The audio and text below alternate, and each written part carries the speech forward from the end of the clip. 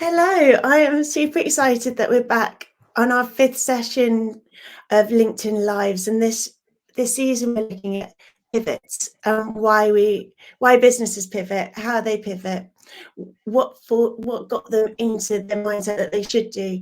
So we've got an amazing range of CEOs and founders with us over the next 6 to 8 weeks, and super excited. I'm so pleased that we're starting off with Sean, who has been working with the scale up for a number of years, and we've followed his journey, and also we invest in my data as well, which makes it even more wonderful.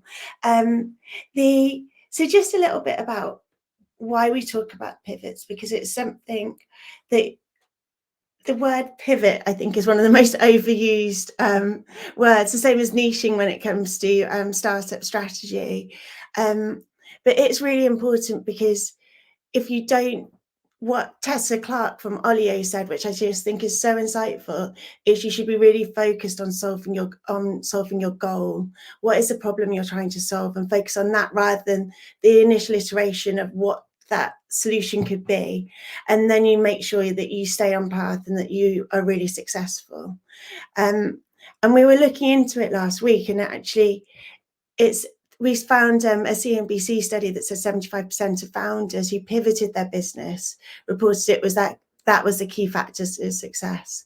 So we know we have. And so I'm super excited for Sean to be talking through the pivots that he's gone through so far since launching Mind Data. So I'll pass over to Sean. Sean, please tell us who you are and how you started Mind Data. Yeah, thank you. Well, firstly, say hi to everybody, and thank you, Lucy, for inviting me. It's really cool to be part of this. So thank you. I feel very privileged. So hi everyone. My name's Sean Ruane. I'm founder of Mind Data, as Lucy very kindly said. We are a data-driven platform that helps organisations, universities take a data-driven approach to mental health so that they can be preventative and proactive instead of solely reactive. I'm sure we'll come on to a little bit more details later about exactly what Mind Data is, but to your question, Lucy, I can share a little bit about my why. I think it's really important for purpose-led founders to share their story. So my journey with mental health started back in 2015. It followed the death of my younger brother's girlfriend called Holly. She died at the age of 20 from a stage 4 glioblastoma, bless her. And I did the classic manly thing of staying strong and silent by not really kind of opening up about my emotions. And that quickly manifested itself a number of months later into suicidal ideation and severe depression. And I had my life saved and changed during university by an amazing therapist called Betty. And during that time, I made it my life's goal to improve the mental well-being of 1 million people around the world if I could. And so I kind of always hung my hat on that greater purpose in my life. And that was and still is the driving force behind starting Mind Data. And I think it will lay the seeds for our conversation around a pivot, around your why and what you're really trying to do. But hopefully that kind of lays the foundations to my background. Yeah, amazing. And thank you for sharing that. So when you started Mind Data, who was the initial target audience, and what was you knew what you wanted to, you knew what your goal was, your ultimate goal, but what did you start with?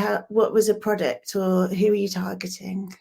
Yeah, so I think as is true with all like good businesses, you should try to go out and solve a problem if you can. I'm not wedded to that idea. There are plenty of super successful companies that didn't really solve a problem. You can innovate and improve a way of doing something without necessarily solving a problem. So there's a little bit of a love-hate there. However, I did look at my experience with therapy after a number of years, and sitting on the patient or client side, there are a couple of problems that I was hoping to solve. So I wanted to solve something called recency bias. I didn't want to just talk about things because I could remember them. I wanted to talk about things because they were important. So that was one, and I wanted to make sure that both therapist and patient turned up to a session prepared to discuss those certain things. And so I created a digital journal for the patient, and then had a portal for the professional. So that was the problem that I was looking to solve. And my initial target audience was self-employed counsellors and self-employed therapists, primarily within the UK. And that's really where I started.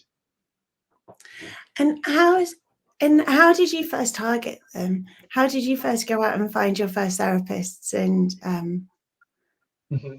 Well, I think it was a classic thing of just your network, your people who know people. And I think that leading up to starting Mind Data, I was relatively vocal on social media, maybe with LinkedIn when I was at my previous company called Clear Review.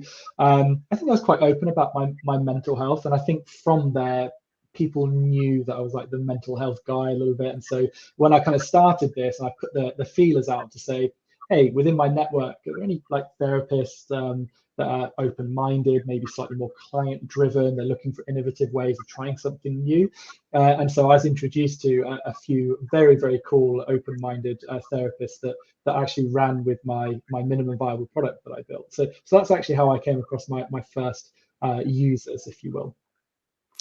and when you decided that to slightly change tact and change who could be using the product and how it could be most useful, how did you know when you needed to start making that change? What were the indicators?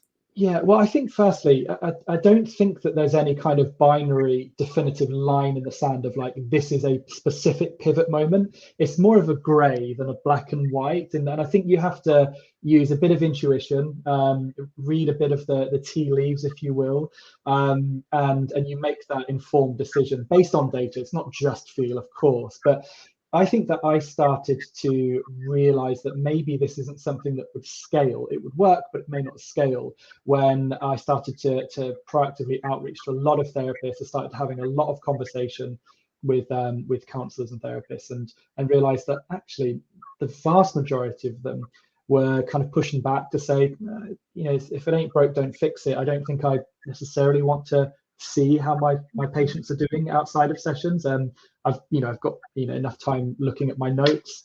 So I started to realize that actually every client and patient I've spoken to, basically without exception, said, this is a brilliant idea. This is exactly what I'd need. And I'd realized that I basically solved a client-centric problem, but my target audience were the therapists that would be paying the monthly subscription fee. So it was quite a hard balance to do that. So it was about just under a year ago that after a lot of conversations and realizing I was getting generally quite a little pushback from therapists, that I thought maybe I was slightly too early for the market. So thankfully, and I won't elaborate this point too much, Lucy, we'll come on to it, I'm sure, but thankfully what I've been doing is talking to other kind of use cases at the same time, just in case my founder's hypothesis wasn't proven to be true.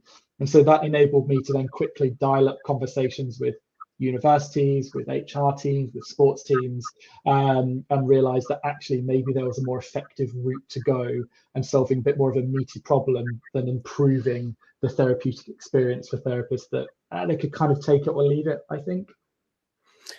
Yeah, I think that's so important. And what advice could you give to people about, because you did do that, you kept yourself open so that you could find more opportunities and never just put 100% down one route. And what advice could you give to other founders? Because obviously being a founder, especially at this early stage, you're doing about at least 10 jobs. Yeah. So it's not that you've got a ton of free time to be going after all these other opportunities constantly. Yeah, it's true. And to be fair, it's something that actually I've wrestled with when it comes to marketing. When you're trying to be a founder and you're trying to find where your service, your product lands, that can go at odds with marketing. Good marketing strategy is very clear about your target audience, your customer profile, and when you're not sure about who that person is, makes it very difficult to market. But kind of rewinding back to the advice I would give is, you don't know what you don't know. So at the very early stage, I was always passionate about trying to let the market tell me where this technology had the greatest impact, rather than kind of doggedly go after, this is who I'm going after. And for love, I'm not going to stop. I'm just going to go after these people. So I was quite open-minded and quite relaxed of saying, look, I will improve the mental well-being of 1 million people. That is our vision. We see a better world of doing that. How we do that, I'm very agile too. I'm not wedded to the exact version of Mind Data I've created. And if there are other target markets or audiences that can take this, but with a little bit of this and a little bit of that, it would have a greater impact. I'm very happy to follow my nose and be led to where the demand is greatest effectively. So if you can be open-minded and flexible and keep the vision, the North Star in place, but don't be wedded to what you've built, just be wedded to why you're doing it. That enables you to keep conversations at the same time without burning yourself out, I'd say. Yeah, it's such a good piece of advice. And when you started to look at universities and other sports teams, etc., what happened to your starting therapist? Because you did have really big fans in small numbers, but fans that Yeah. you're using it across their clients and seeing good results. Yeah, they still use it. I chose to keep that minimum viable product live, and I was very cautious of when we created new features that served non-counselors or non-therapists, shall we say, more of a B2B angle. I was very conscious to make sure that our initial core features of that client journal with the wellbeing counselors portal, that maintained. So even if we had a therapist sign up today, you could still absolutely use it. We just bolted things on top that serves the need. So we still have those therapists using it in Argentina, in the UK, and again, coming back to open-mindedness.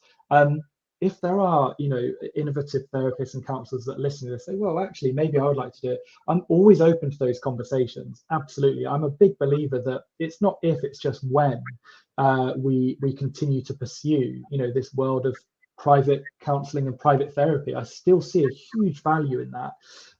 So very happy to be, again, proven wrong and have these self-employed therapists reach out. But people still use it to this day. Yeah. Amazing. And now that you've been through that decision process, what questions would you ask yourself sort of next time before you make a change?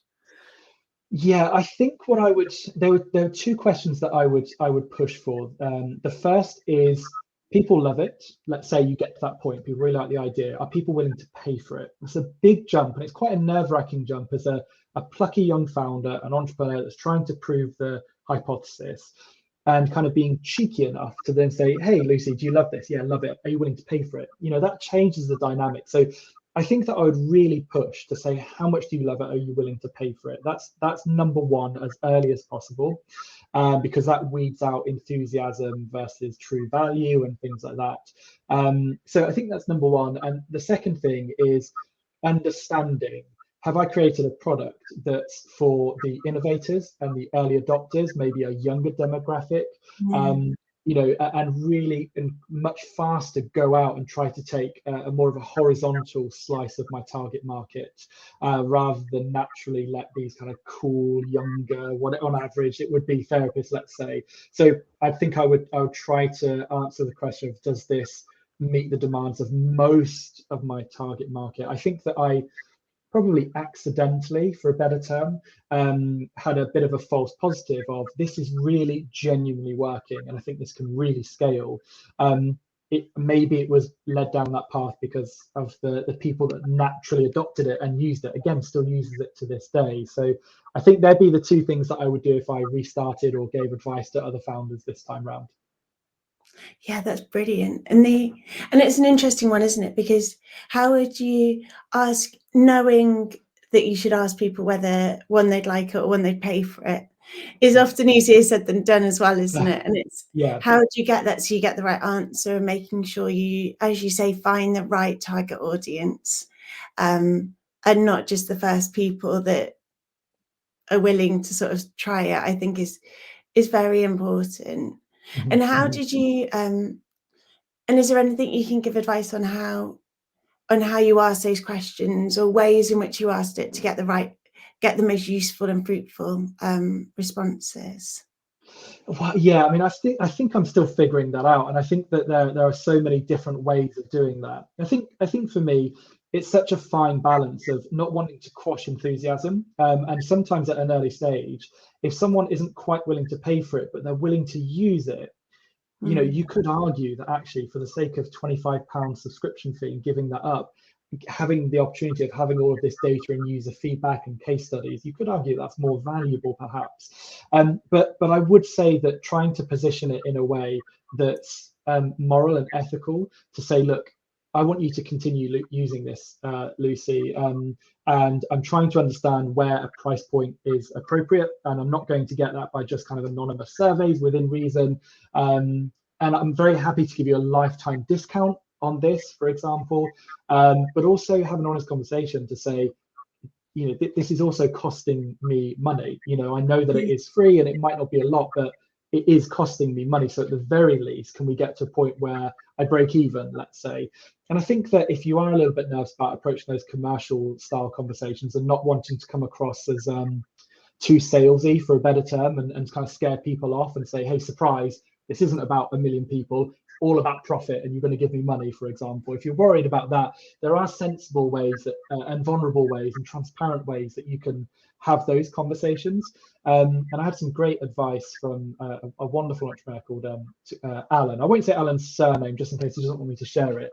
But Exeter founder, brilliant guy. He reached out to me once and said, Sean, I see you doing a lot of these kind of interviews, podcasts, talks, and you're doing a lot of branding, but it looks like you're building a startup and not a business. And I think that was something that really stuck with me. And the advice that I would give is building a startup does look different to building a business. And ultimately, a business is where you buy a banana for 1p and you sell it for 2p. So don't get too off track by building a cool tech startup. Keep a business in mind, and I think that's something I didn't do in the first year. So I would pass on Alan's advice to others. Gosh, that's such a great piece of advice, but it's also changed, I think, so much. Back in 8-9 years ago, a lot of tech, and I mean, definitely from my experience as well, I was at Skype with 300 million users and very little revenue, or we got to 1 million users on Skype as a free product before we looked at creating revenue.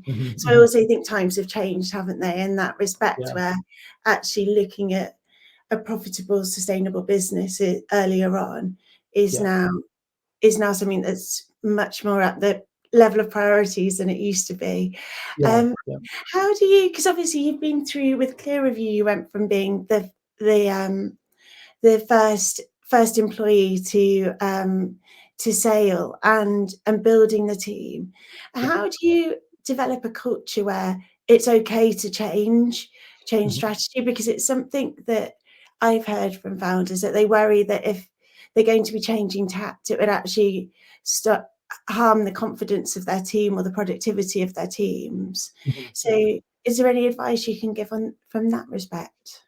Yeah, so I would say that from when I was at ClearReview, as you quite rightly said, I was the first full-time employee. I think Stuart and Mark, the co-founders, they had a couple of consultants or freelancers at the time of Dan and Eddie, but very proud that I was the first full-time employee. But from that point, the reason why I say that is from that very early point through to exit, we didn't really do any major pivots necessarily, but I can trade off some of the advice that Stuart gave me in the way that we built a culture, and I'll tie that into kind of preventing some trepidation around a pivot.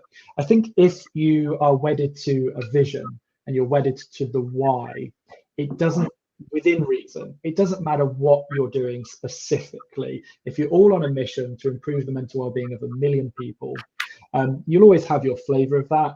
I'm a big believer of having a data-driven and preventative approach to mental health is generally always going to run in our DNA.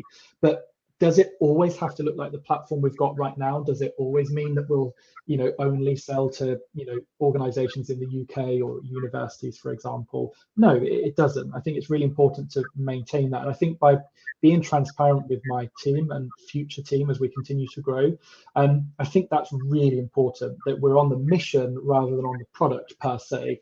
And in terms of culture, the things that we did at ClearReview were, I think the culture really does start at the top. A culture doesn't exist on a set of values on a whiteboard because it sounds cool, or graffiti wall in a cool startup office. You can write whatever you want in terms of those values and behaviors, but ultimately, if you see your CEO and CFO treating each other in a certain way, or you feel that nervousness when you've done something wrong with your manager, and they're going to take a kind of a punishment style approach rather than a learning approach, it doesn't matter we're a family or whatever's written on the wall. So I think it's really important that as a founding team, you basically document what the magic is between you. And that's how we did it. We kind of took our individual values that we had and how we felt that we treated each other as that kind of early team, if you will, and said, well, this culture is a product of a group of behaviors, and those behaviors are driven by individual values. So I think culture is almost like a reactive, passive thing that just occurs. It starts further on of how you treat each other and the beliefs and values you have.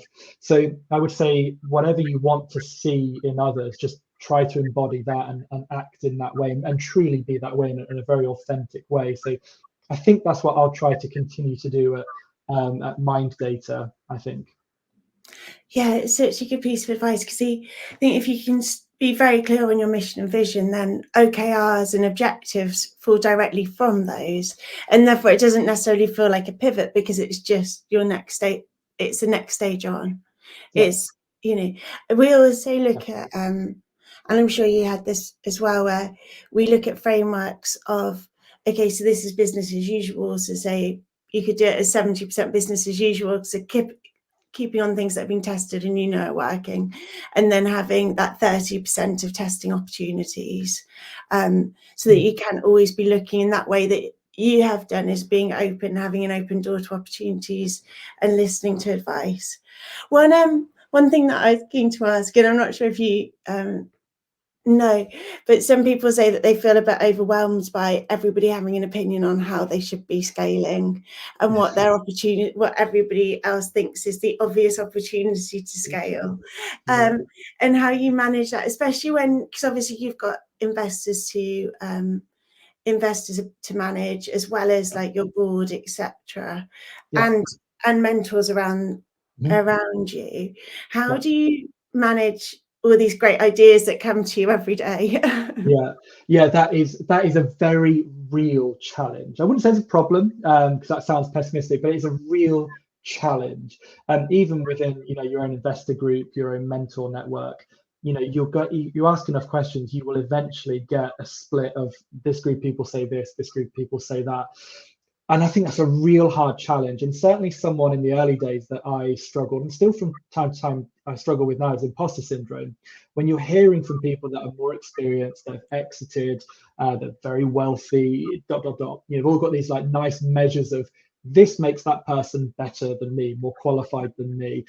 Very difficult to hear that and say, I may not follow that advice, I may follow this.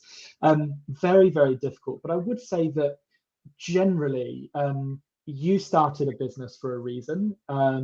These people have invested primarily in you. Let's be honest. I would challenge 99% of angel investors to say that when you're a pre-revenue product, that they invested in this amazing technology, and it doesn't matter who's running it. Let's be honest. Most of the time, it's the person that you see. And so, take that confidence and back yourself and say, do you know what? I've got some good ideas here. I've got a good gut instinct. I'll take these bits of advice, and what worked for one exited company, it might not work now. It's a different industry. It was a different time, a different demographic of customer base. Whatever it is, it's not a universal law. There are some universal things of build a business, not a startup. Make sure you get revenue as early as you possibly can. Make sure you're agile. But the way you do that, you're going to find your own way. And the thing that I always remember is take advice, take all of that in, and then make a decision yourself. You don't need to please everyone all of the time. Really important. And one thing is that you'll do something that your investors may not agree with, for example. But you know what? If you grow and you sell the business for $100 million, well, suddenly you're going to be that mentor to say, this is the way that I did it. And they'll be like, well, that's good advice, Sean. And like, yeah, but at the time it wasn't seen as a good thing to do, because my mentors maybe disagreed with it, for example. So take advice, be humble, be gracious, but ultimately it is your company. There is a degree of just having to follow your gut. As long as you're not doing something completely reckless, generally you'll find your way, I'd say. Yeah, it's such good advice, and I'm sure your calmness is supports you with that. Angel Academy gave similar advice when talking about, Sarah and Simon were talking about what to expect from your angel investment, and they said that they know that every single plan will change, but it's about the Yeah. communication and building trust to take that the founders take the investors along with them. And as long as the founding team and the team are communicating regularly and explaining why they're doing things and have justifications for the changes, then they'll very much be there to support them. Yeah. So great to see it from the other side as well. So I suppose the final, do you think this is your final pivot, or what can you see as you look to the future for Minddata? Yeah, that's a good question. I don't think it'll be the final pivot. And to some degree, I hope not. I think with the open-mindedness of being able to pivot keeps you open-minded to disprove your hypothesis.